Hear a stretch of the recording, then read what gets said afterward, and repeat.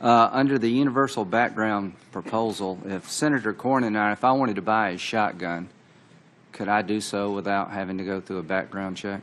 Yes. Okay, because he's a friend. Okay. I'm sorry, if you were actually exchanging a gun with Senator Cornyn? Yeah, so I wouldn't have to go through a background check. Senator, I think there are a lot of proposals that would create exceptions between Would you agree with that exception? It would be a waste of money. I think there should be limited intra-family or intra-community transfers that would be accepted from the universal background check, yes. So you haven't asked my question. If John and I went hunting a month or so ago, he's got a better shotgun than I have, and I actually talked to him about buying it. Could, under the regime being proposed, would I have to go through a background check if I bought Senator Cornyn's shotgun?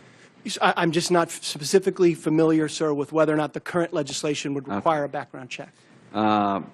Size of magazines. Can you envision a situation where a law-abiding citizen may need more than a 10-round magazine to protect their family?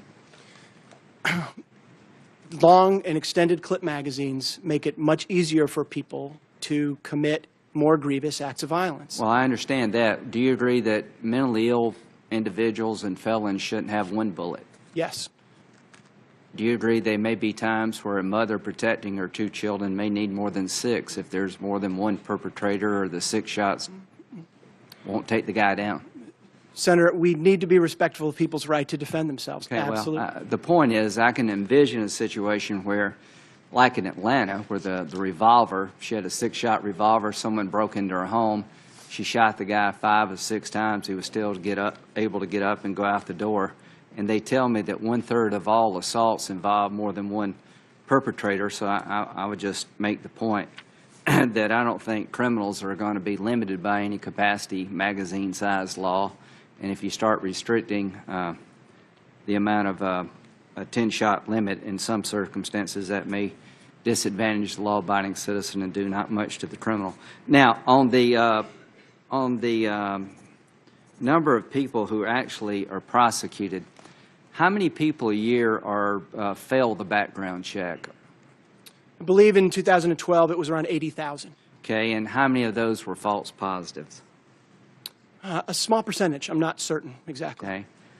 Of those 80,000. I'm sorry, Senator, I mean to interrupt you, but when you say false positive, what exactly do you mean? You actually were entitled to buy a gun, but the system kicked you out. Yes, I think there's an appeal process, and there have been a number of times where someone was bounced back, but then appealed. Right. Do you know the percentages? I think it's small, but I can get you a specific figure. Now, let's nail this down if we can. Do you believe that the best way to deter somebody from misconduct is to make sure that prosecution is certain and swift? That is needs to be part of a comprehensive solution, whether it's best or not. No, but in terms of the deterrent aspect of using criminal law, I agree with Senator Franken. We should do something about mental health. I agree with that.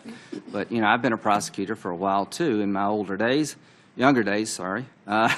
And I thought that if you knew you were going to get caught or likely to get caught and the punishment was going to be severe, that was a good deterrent. You agree with that general concept? Absolutely do, yes. Okay, of the 80,000 people who failed background checks, what percentage wind up getting prosecuted? Those who aren't false positives? Yeah, a small percentage. Well, let's put a number on it.